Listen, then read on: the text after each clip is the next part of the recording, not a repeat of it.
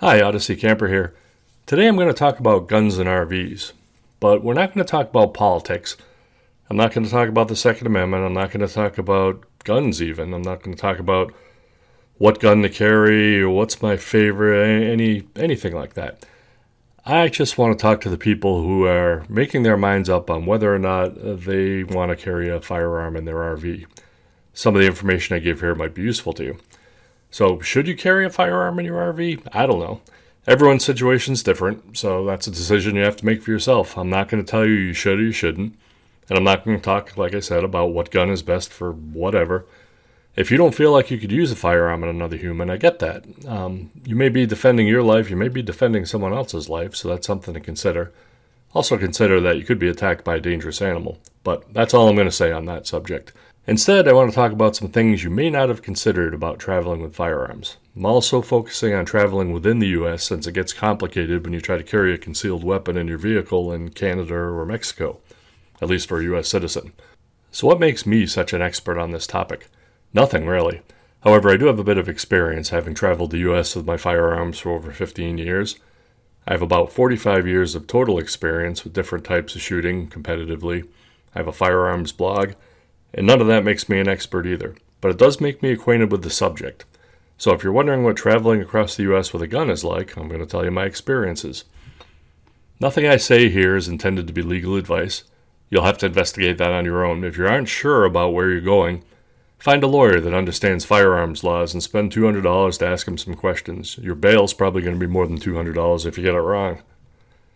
So, like Paladin, you have gun and will travel. My first question is, are you going to Canada or Mexico? Because even a single round can get you put in jail if you go to Mexico. When I go to the shooting range, I have a backpack that's actually similar to the backpack I use when traveling on planes. Since I don't want to go through security with a couple of spare rounds that fell to the bottom of the bag, I mark one bag with a red carabiner, the other with a green one. You probably don't have two RVs, with one designated for traveling without a gun, so you have to account for every round if you plan to cross borders. Did you buy a used RV, a used minivan? Do you know that there are no spare rounds floating around in there? Something to consider, something to look for. A lot of people buy RVs because they like to go someplace remote and go hunting. So when I bought my first car, I opened the trunk and buried down next to the spare tire was a 12-gauge shell. No big deal, and even in Massachusetts, where I'm from, but you don't want to do that in Mexico. Are you going to national parks? When you go to a national park, they abide by whatever the laws are in that state. So it used to be, I believe, that you couldn't have firearms in national parks at all. Somebody can correct me if I'm wrong, but the entire time I've been going, you've been allowed, but they adhere to the local laws. With an exception. Do you plan to stay in one of the hotels? Do you plan to go in the visitor center? Almost everybody goes in the visitor center to check that out the first time they go to the park. They don't allow firearms in there, so you have to keep it locked up in your vehicle. And that's something else you have to consider. If you're going to places where you have to lock the firearm up and keep it in your vehicle, or there's no one else you can hand it to hold it, you're going to have to make a provision, either a lockbox or safe in your RV or a local place that you can leave it, some local lockbox. Okay, so that's a problem you have to solve if you're going to the national parks. You'll have to educate yourself on local laws in the places that you'll be traveling through. In some jurisdictions, if you have a firearm in your glove box, that's considered concealed. Now, if you have a concealed carry permit, one of the reasons I'm saying get a permit, even if you're just traveling through constitutional carry states, in some states that would be considered a concealed firearm. So let's say you want to go into one of those fabulous truck stop showers I told you about, and you leave your spouse in the vehicle and they don't have a concealed carry permit. You decide you're not going to bring your gun into the shower room because you don't want to get it damp or whatever. So you leave it in the glove box, and they happen to have a run-in with law enforcement. Maybe they're just checking vehicles in the parking lot or whatever and ask for the registration, and they take out the registration, and the cop sees the gun in there. If you don't have a concealed carry permit, you could be arrested for having a concealed weapon, even though it's not yours. So you really want to consider when you do get a permit, if you're going to be traveling with a wife or husband or girlfriend, boyfriend, and you're going to travel the firearm, make sure that they're also carrying the same permit you have, whether they carry a firearm or not. Otherwise, you're going to have to keep it on your person all the time, which I generally recommend, but there might be a situation where you don't want to bring it with you and it gets left in the glove box or in the car or whatever and in the RV, and that can be a problem. Now, before somebody tells me about the Second Amendment and how they should be able to travel with a hog leg to any state in the Union, let me acquaint you with New Jersey. New Jersey doesn't honor any carry permits issued by another state. However, they do issue permits to out-of-state residents. Good luck getting one, but they do it. New York City recently changed their law that I believe if you're traveling there for business, because your business is there, or you have a house somewhere in the state, I believe you can apply for a concealed permit. But again, just the bureaucracy alone, it takes a while with those states to get a permit. So which states have what we call reciprocity with other states? You can go online, just look up concealed carry reciprocity, there's your keyword, and you'll find maps, and you can click on the map. The U.S. Concealed Carry Association has one. You click on your state, and it tells you if you get a permit in that state, what other states will honor it.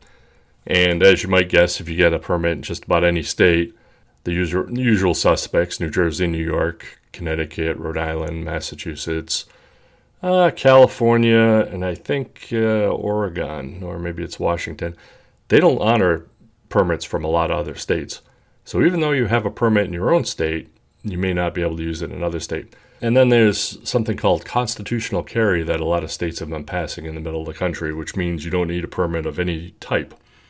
And I wasn't sure if, actually before doing this podcast, does that cover you if you don't have a permit at home and you're traveling to another state? And again, consult a lawyer. I'm not a lawyer, but I did a little research and it looks like it does, that you can. But then I came across something where in some states they have rules that if you have a concealed carry permit, then you can have other privileges, like, for example, picking your kids up at school, where most states, or a lot of them anyway, will not allow a firearm, even with a concealed carry permit, inside of a school, inside of a government building, all for obvious reasons. But I don't know if you've... I won't comment on that. I said I'd keep it non-political. So anyway, it is what it is. So before you go off half-cocked, pun intended, take the time to get a concealed carry permit in your home state if they still issue them. Sometimes that'll give you privileges in other states. So for example, in Michigan, with my Michigan permit, I can carry in Wisconsin, and Wisconsin is not a constitutional carry state yet, at least not the last time I checked. And that comes up because when you go to the UP, it's very easy to cross over into Wisconsin or Minnesota or whatnot, UP being Upper Peninsula of Michigan. If you're new to firearms, one thing I would say is get some training. First, get basic gun safety training, which you'll get in most places if you get a carry permit. Not all places, but you'll get a very basic course, which basically says to treat all guns as if they were loaded, keep your finger off the trigger, don't point it at anything you don't intend to destroy, the basic gun safety stuff.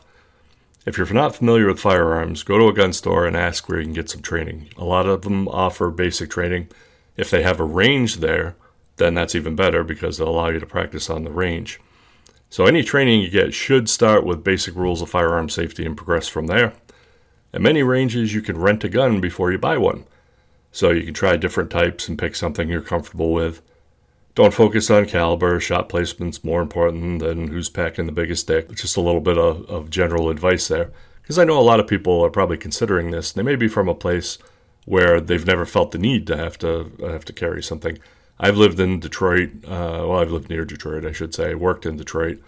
Worked in Flint, Michigan for a number of years. So I do go to places where the police aren't always available. Let's leave it at that. So remember that you're more statistically likely to be murdered by someone you know than a complete stranger on the road. You're also safer from humans out in the wild than in a city. Your only time you're going to be in a city that you're not familiar with and accidentally stumble into a bad place might be if you're stealth camping overnight on your way through. Your firearm will probably end up being more of a headache than something you need to save your life. That said, it does happen. The situations do arise. You might remember the couple that was killed in Corpus Christi a few years back.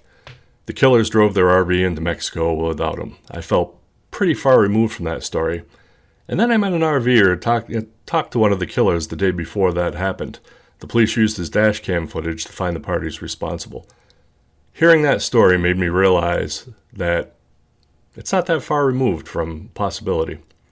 Well, sleep well in your RV tonight. That's all I have to say for now. But if you feel I left something out, please let me know and I'll address it in a future podcast. I'm just trying to give the basics to get people thinking. Tell them where to find the information. So again, U.S. concealed carry, find a reciprocity map. If you have to, speak to a lawyer, talk to a local gun range. Make sure you never leave ammunition in your vehicle. If you're traveling into Mexico, obviously you're not going to bring your gun into Mexico. Same thing with Canada. Account for every round that's ever been with you when you were in that vehicle. It's a big responsibility. I guess I'd add one more thing, and it's regarding training. If you're unfamiliar with firearms and you've never had training in the past, it's a good idea, I think, my opinion, to go to a professional trainer that you don't know that does this on a regular basis.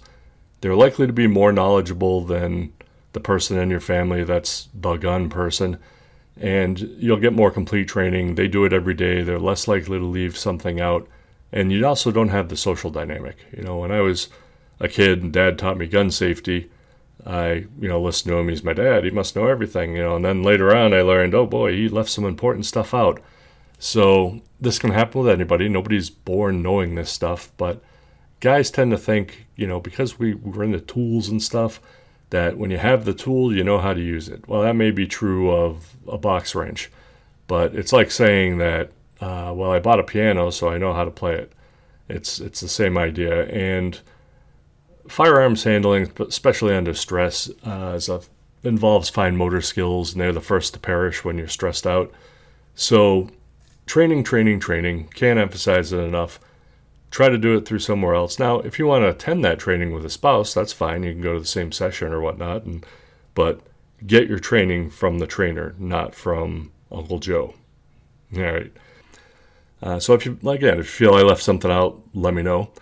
If you have a specific situation or you would like some direction on training or firearms types or whatnot, you can contact me at odysseycamper@gmail.com. I'd be happy to give you my opinion. Opinions are worth what you pay for them, and I'm not charging, so take that with a grain of salt. So safe travels out there, and I hope to talk to you soon.